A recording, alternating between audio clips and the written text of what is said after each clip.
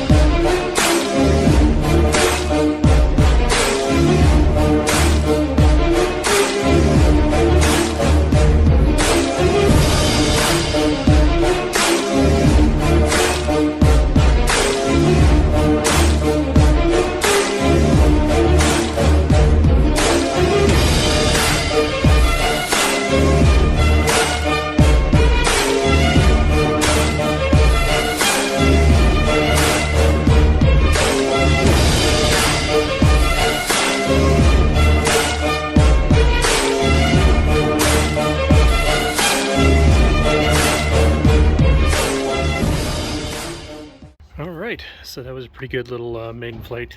Motors, not hot as usual. Nothing is warm, so that's good. So that means I don't have a short or a ground somewhere. I might relocate that Immortal T. I might put it underneath the arms and maybe zip tie it down or something like that, just so it doesn't get hit by the props or something like that. But other than that, flew really super nice. So very happy with this one to add to my racing fleet.